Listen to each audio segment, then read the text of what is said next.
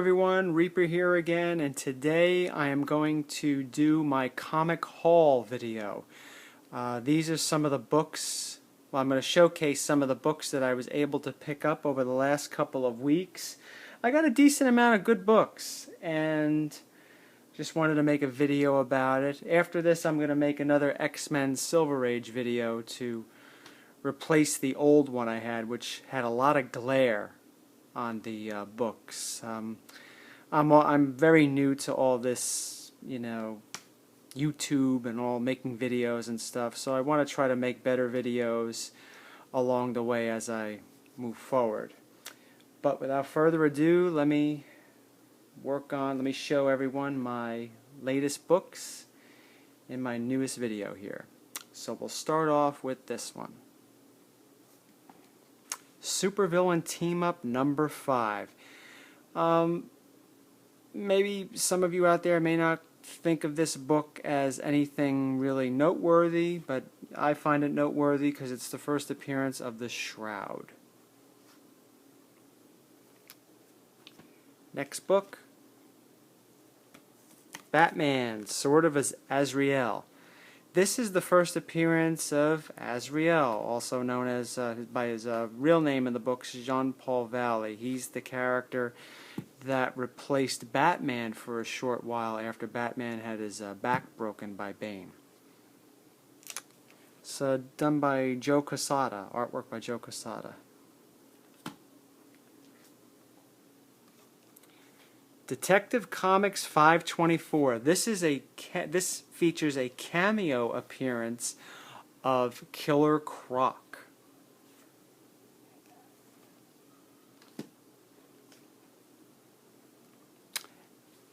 Batman 358. This is the first full appearance of Killer Croc. I believe that's him right there. He's, in the shadows. His face is covered, but later in the book, when you see the same character in the trench coat and come into the light, he has a resemblance of Killer Croc, reptilian and so forth. So this is his full appearance. I believe the issue before this was the first appearance of Jason Todd, the second Robin. But yes, this is as some of you know, I'm not much of a DC fan, but I just started to get into Batman, so I would expect you'll be seeing videos of my Batman acquisitions over the next few months. Okay. Daredevil 168, the first appearance of Elektra. I picked this up over the weekend and got it for a really good price, and it's in really great shape. I believe it's an 8.0, or at least I graded it at an 8.0.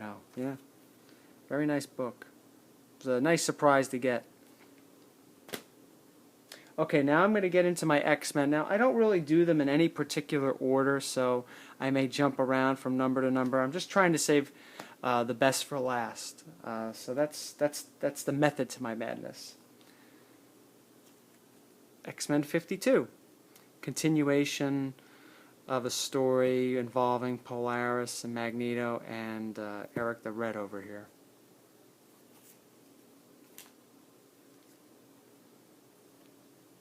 X-Men 61, once again, a continuation of the Sauron story. Sauron appeared in the issue before this, and the issue before that, in 59, he appeared as Karl Lycos, his alter ego. Well, who he really is, actually, before he became Sauron. So I've always wanted to get this book. I've always had 60. I've had 60 for a very long time, and I know it ended on a cliffhanger, and I never got a chance to get this book, but now I'm glad I was able to. Got it for a good price off eBay.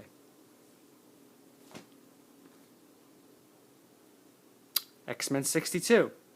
The reason why this book is so important to me is because this is the first time you see Magneto without his helmet, which I thought was a really, really cool story. Angel is stuck in the Savage Land. This is obviously after the Sauron issue, and he runs into this scientist that appears to want to help him. And at the end of the story, the scientist, you see him laughing, and he puts his hand on a helmet, a very particular helmet, Magneto, and it gives the reader the idea that, hey, this was Magneto the whole time, because up until this point, issue 62, whenever Magneto appeared, and he showed up quite often in the X-Men early series and later series too, you never saw him without his helmet. And this was the first time you saw him without his helmet, drawn by Neil Adams, who was responsible for several great books from DC, the Green Arrow, Green Lantern team-ups, and Ra's al Ghul. So yeah, it was pretty cool book. Pretty cool book. X-Men 63, continuation of the story. Really cool book, a little faded as you could see here in the white in the X. You know, you could let me get a little closer. You could see right through it a bit, but it's still a really good copy. I would say this is very fine. Yeah, nice clean pages on the inside, everything. Beautiful book.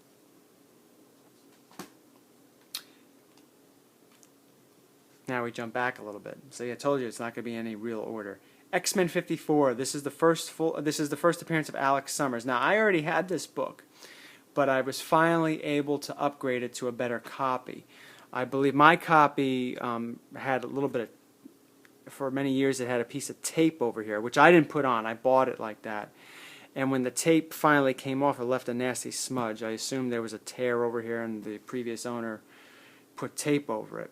And it had a little bit of writing on the back cover. So I was always meaning to get a better issue, a better copy, and this is it. Yeah, I graded this at a 7.0. So yeah, first appearance of Alex Summers. And with that, X-Men 58. This is another book that I had for many, many years, but I had a really rough copy, I think a 2.5. It was faded around the blue, it was dirty in the X-Men logo, there were some tears. I mean, not really tears, like scratches on Havoc's face here.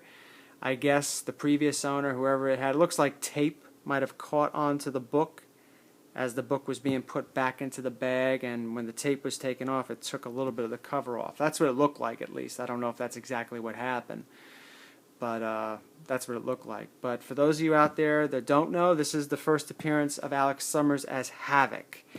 First time he shows up in the Havoc uniform, costume, whatever. So yeah, I was glad I was able to upgrade this. I got this N54 as a package deal for a really good price. This is another, I believe, 7.0.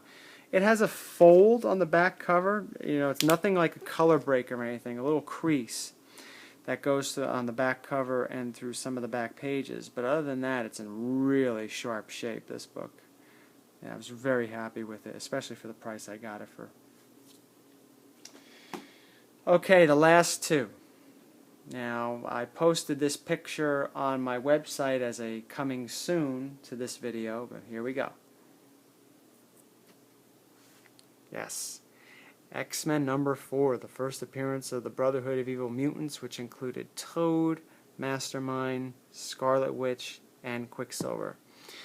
This is a really good copy. I mean, it's very bright. I mean, there are some creases on the staples, as you can see, but the staples are firmly attached. The cover is firmly attached to the book, and all the pages are firmly attached, nice and tight. But there's a slight tear over here near the staple, and a very small one over here. But other than that, the book is in really nice shape, both front and back cover, and on the inside. Centerfolds attached, no writing, no smudges, no tape, vibrant colors. I got this for a really good price. And yeah, I think there's also like a slight spinal tear up here. So yeah, all those defects, they do take away from the book, but it's still in really nice shape, really sharp shape. And with the movie that just came out featuring Quicksilver and Scarlet Witch are going to be featured in the Avengers sequel coming out next year, this is definitely going to be an even hotter book, because it's already a hot book. And I was very happy. It took me about 20 years to finally be able to get this book, so I'm very happy that I added this to my collection. And the last acquisition I made to my collection, X-Men number 2, CG Seed, 6.5, which is a fine plus. Real beautiful copy. No restoration, thank God. I wouldn't have bought it if it was restored, but off-white to white pages.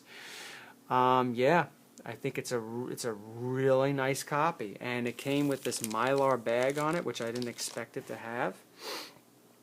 I thought it would come with a bag, but not a Mylar bag, so that was a nice little bonus. Yeah, those of you that know, I already have X-Men #1. I'm going to be doing an X-Men Silver Age video. Sorry, I shook the camera. X-Men Silver Age video right after this one, where you'll see my X-Men #1 again, and I'm going to include X-Men #2 and 4, obviously.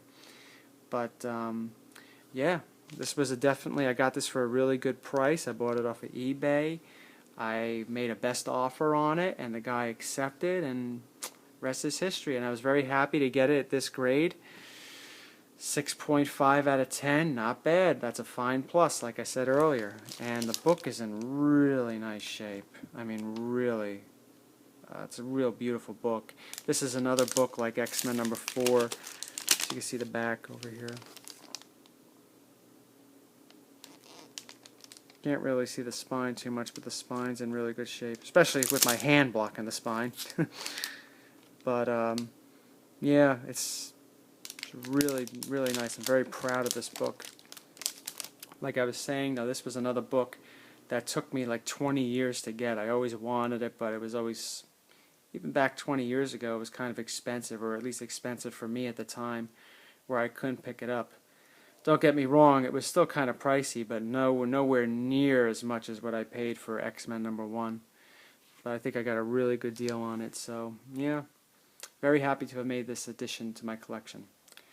So there you have it, everyone. This is my first comic book haul video. I thought I got some really cool books over the last couple of weeks that I just showcased to you, and I was glad I was able to make this video. So thank you for watching, and stay tuned. Good night.